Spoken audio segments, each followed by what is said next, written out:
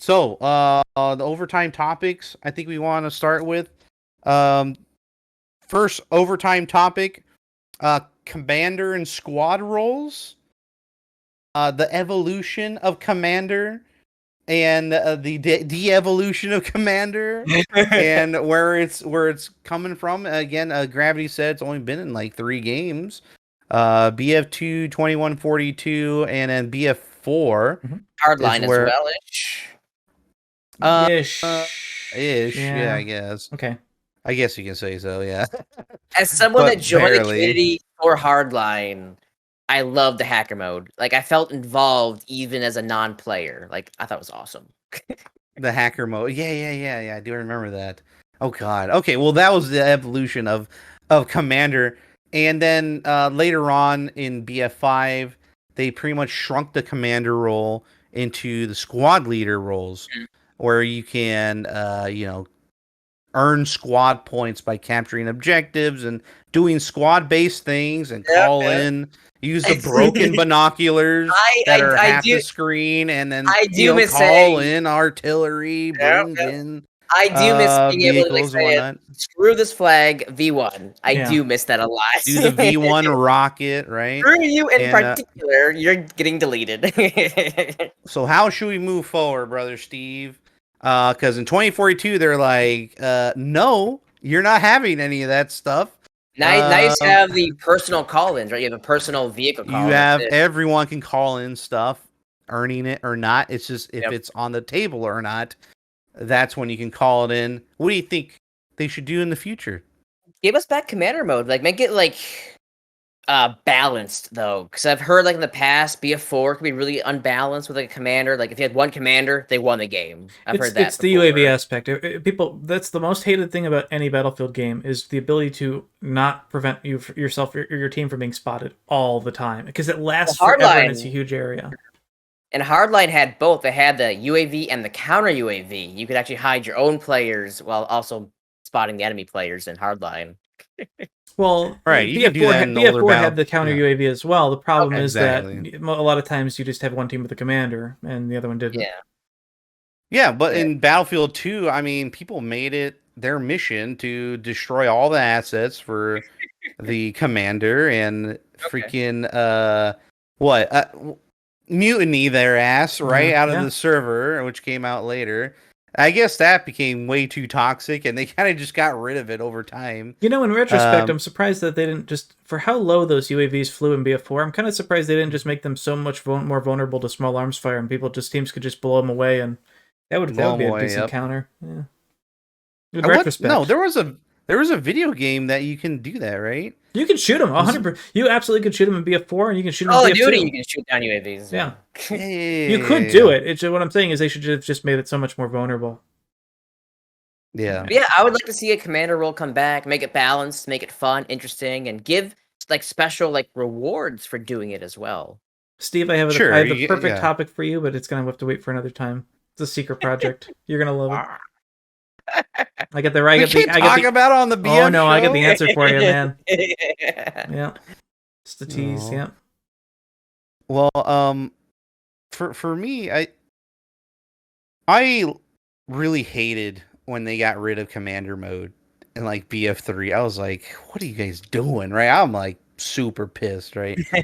I was so mad about like just them changing the way parachutes worked in BF3. I was like, you put a delay on it, and I should be able to put that parachute anytime I want. Like at 2 feet, I can I can have the parachute. Like I was pissed, right? Because I hated change from going from BF2 to 3. Those kind of different aspects.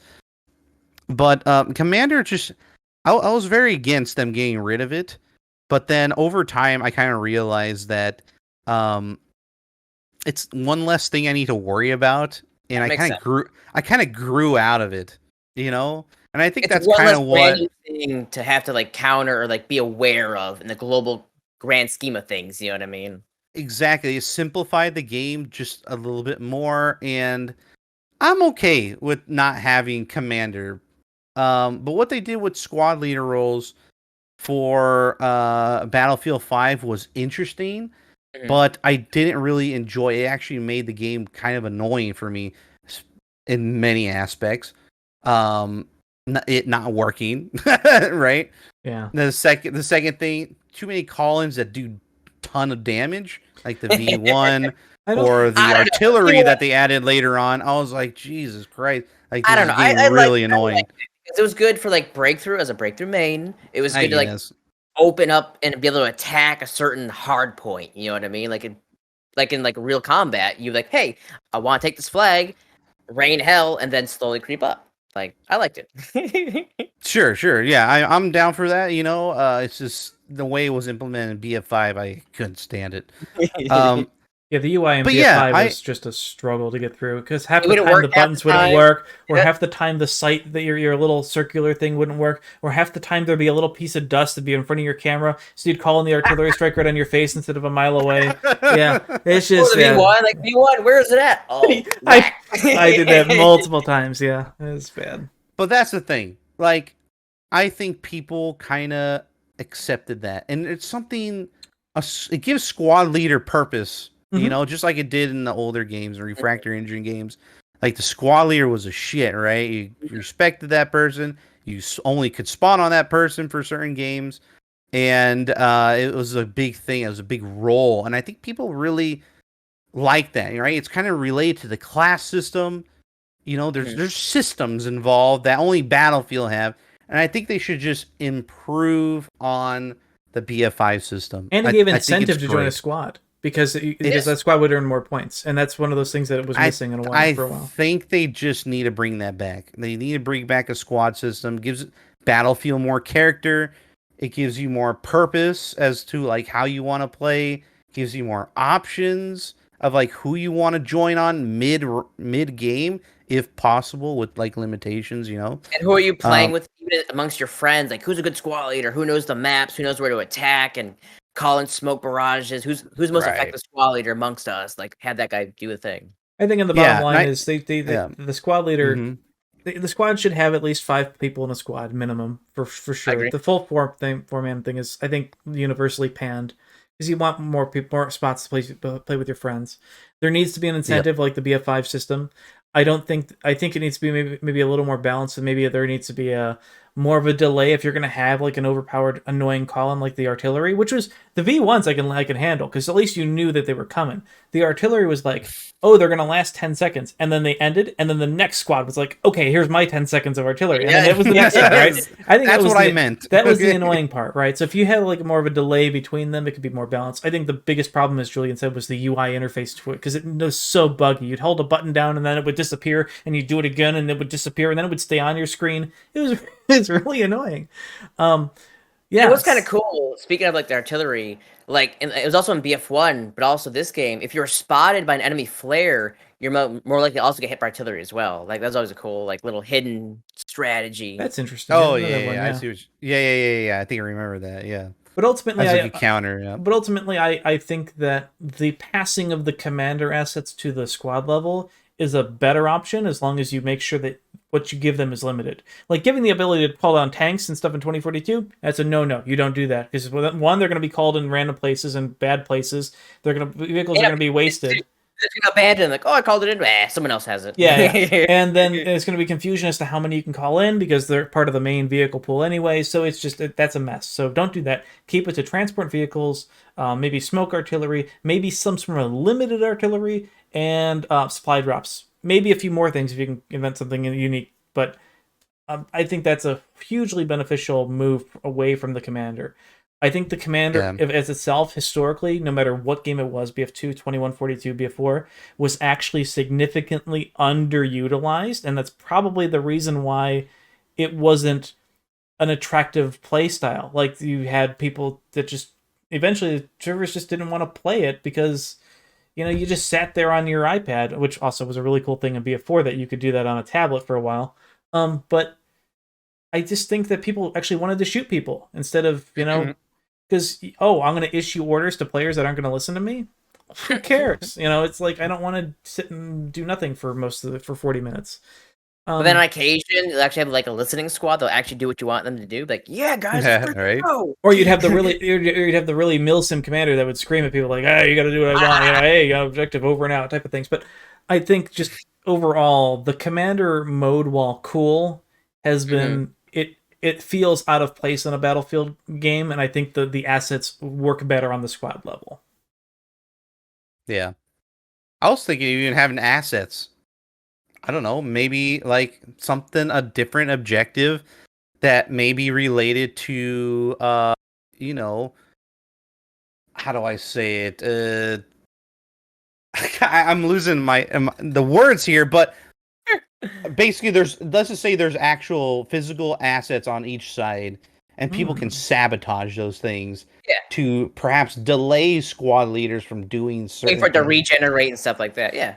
That works. I don't know. Maybe that would be a little annoying, but I don't know. It's something extra on there. Yeah, like maybe if you were to have like the BF2 artillery pieces outside of the main and like on a flag position towards the center of the map where you can either capture them or destroy them, and then only that team that has them can call in the artillery pieces, and that creates a fight for a flag. I think that's and you get like move. decent XP or rewards for blowing it up as well, like incentivize people to go other way to blow it up. Yeah, I think this is that's a much better move than because that was the problem with commander assets in BF2 and BF4 or 2142 is they were located back way in the uncaps. In the uncaps, yeah. But you couldn't like there was no main base.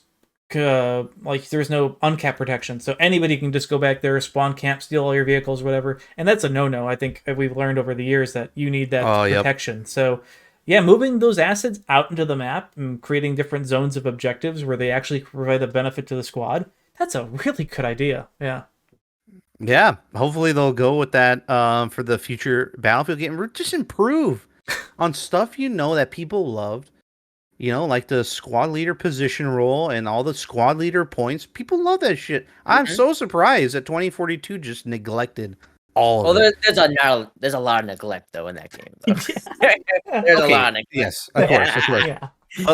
But hopefully that'll sink in for the new team at DICE and Ripple Effect and what's the new one up in Seattle? I don't even remember. Ridgeline. The Ridgeline. And maybe they'll implement some of that stuff in the single player campaign and, get us ready for that for multiplayer. It would be really cool. I really hope their single player campaign really goes into and is that a 2042 multiplayer? Right? Huh? Is that story going to be based on 2042? I have no idea. We think so, because they had some press release saying that they were going to expand on the world of 2042, whatever that meant. So we just assumed that maybe they would... I mean, to be fair, like we've said over 100 times, like the world of 2042 is really cool. Like if the idea of having this... Like that video, that Exodus short movie was good. Yeah, that was good. Like there's a lot of good story you can do with that. So... Hey, if you make a good story single player off of that, sure, that could be really good. The new Call of Duty story is pretty good. Yeah, we'll get into that here in a second.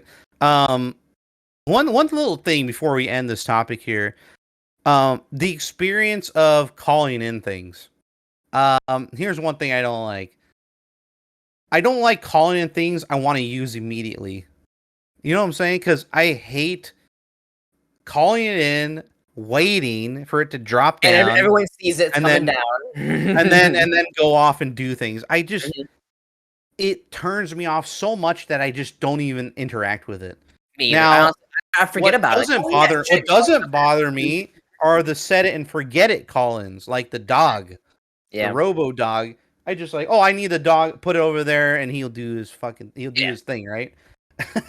But for like dropping a car or a bike or whatever small, I still don't want to do it. Even something big, I don't want to do it because it just takes forever. Probably get killed by the time I get on it anyway. I've done a few times. Oh, you want to call that tank?